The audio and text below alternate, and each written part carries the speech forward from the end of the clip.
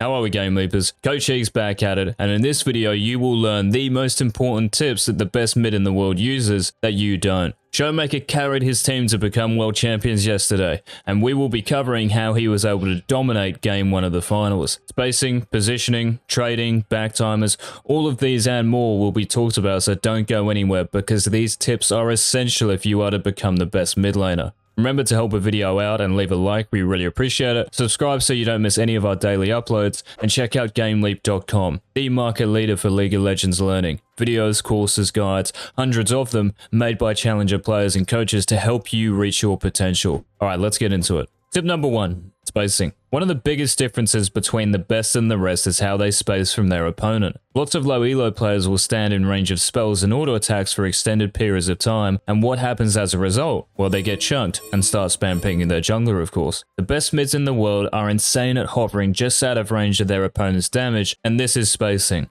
Not only is it optimal for your 1v1, it also disguises a gank, because you do not have to move up when your jungler engages. In low elo, players stand so far back and all of a sudden run towards the enemy tower when their jungler is nearby. It's like reading a hand in poker. You want to have that deadpan expression all the time to not give away information, and this is spacing. When ShowMaker gets to lane, he never overextends into Azir's soldiers nor into Azir. He maintains that perfect distance. If Azir was to push up even in the slightest, this means Orianna is ready to punish his mistake. So optimal spacing does not just mean you are safer from the enemy damage, but you put yourself in a position to punish the enemy's mistakes, and in low elo they happen all the time. Tip number 2. Matching the push. Auto-attacking the wave as much as your opponent is very important in the early laning phase, especially on ranged champions. If the enemy laner shoves the wave into your tower, it is typically harder to CS because they can harass you. Think of an Anivia, for instance. She never wants the wave to get to her tower, so auto-attacking the creeps is essential. Now, there are some situations where letting the enemy laner have the push is justified, but for a straight-up 1v1 we want to be making the best decisions for ourselves. Playing Selfish League is playing Winning League. As soon as the first wave collides, Azir is pushing.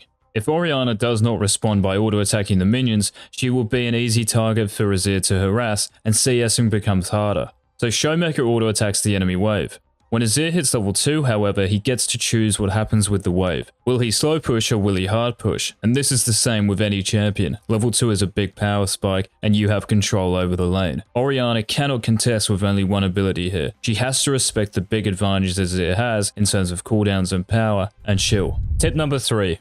Pre-gank positioning. So we always want to maintain that space we talked about, but where do I stand in lane if my jungler is ganking? Do I move to the north side? Do I stay centralized? Do I move to the south side? Well, it depends on where your jungler is ganking from, but we have to understand first and foremost how positioning works in mid lane. Think of the champion's positioning revolving around this circle on your screen. When one of the laners moves towards the high side of the lane, the other laner responds and moves to the low side. There's an action and a reaction, the science of positioning. If one champion stands in the middle, the other laner will also stand in the middle. It's mirrored. So knowing this, if your jungler was ganking from top side, how would you push the enemy laner towards them? By moving to the south side of the lane. What about if your jungle was ganking from bot side? Where would you then stand? You would move north, correct? This is very subtle but very powerful, and most mid laners will assume you are just repositioning for yourself, not for your jungler, and be caught unawares. After CSing under his tower, ShowMaker immediately runs to the high side of the lane, trying to push Azir into Pantheon. Now, Azir knows what Orianna is trying to do, so doesn't fall for this sneaky trick, but most mid laners would path down towards the bottom brush and have to use their summoner spells to survive. Tip number 4. Corrupting damage. When you have Corrupting Potion as a mid laner, you have to understand why and when to use it. If you don't use it correctly, you are playing inefficiently. So why? Well, it offers sustain, of course, in terms of both HP and mana, and the touch of Corrupting passive burns the enemy champion if we damage them with auto attacks and spells. It's great for trading, essentially. So when we are about to trade damage with our opponent, popping a charge of our Corrupting Potion enhances that trade. In this clip, ShowMaker could have popped a charge of Corrupting, led with his auto attack into an E, a Q and W combo, and depending on how the fight plays out, keep auto attacking or just walk out because Azir would be slowed. He does it a level later, and despite missing a couple of abilities, the point still stands. Use your Corrupting Potion when you are about to engage in a trade. We are halfway through the tips, guys, and if you have enjoyed the video thus far, or indeed learned something, please leave a like and subscribe so you don't miss any of our daily uploads. We really appreciate it. Tip number 5. North and South. Now, I briefly mentioned this earlier, You guys remember what I was referring to? Positioning.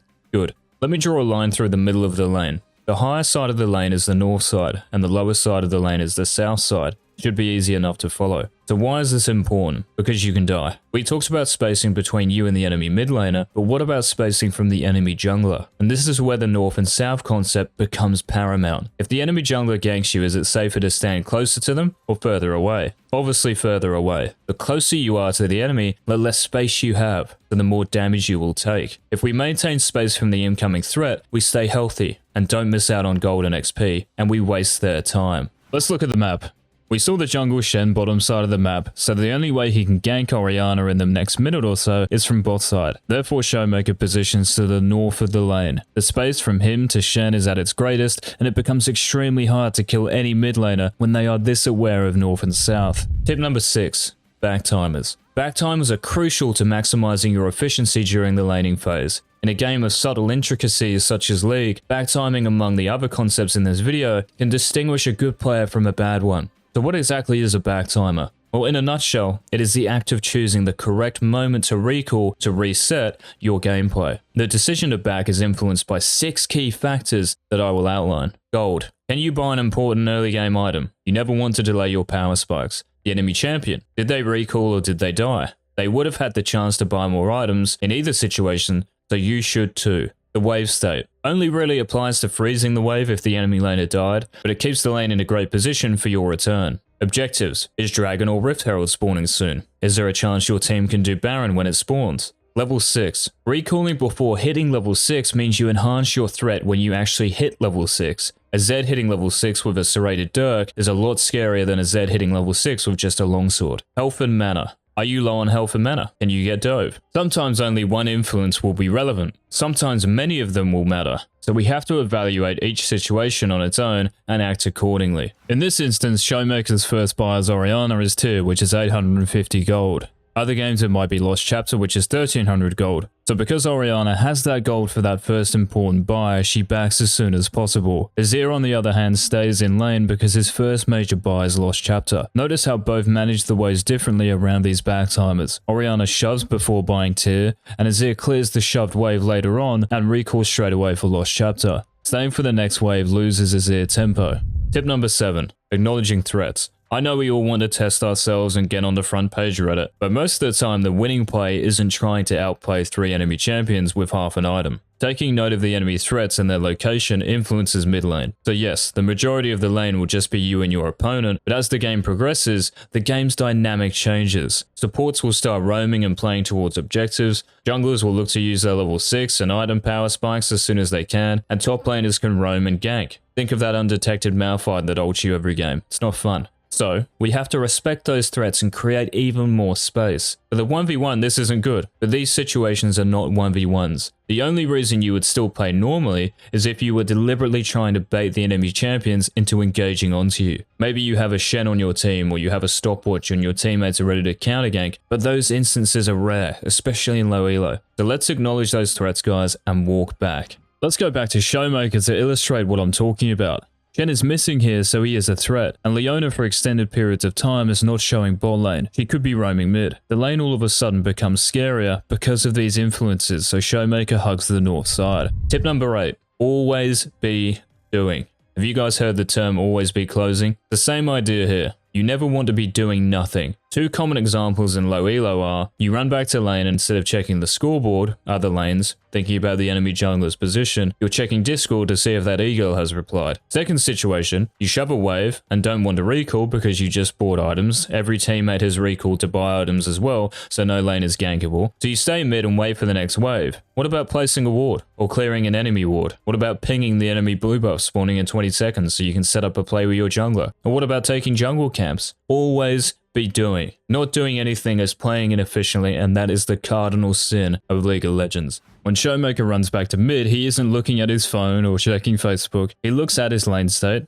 checks top lane, analyzes the scoreboard to see who's fed and who isn't on both teams. All of this information helps us to make the best decisions. If you guys can apply even 1 or 2 of these tips in your games, I guarantee you will climb out of elo hell. I can feel the power, fam. If you enjoyed the video and learned something from it, leaving a like would be sick, as would subscribing to the channel because you legit do not want to miss any of our must-watch daily uploads. And if you're serious about becoming the best, you have to head over to our website GameLeap.com, the only place for informative league content that will make sure you become the best player you can be. This has been Coach Iggs. Until next time, peace.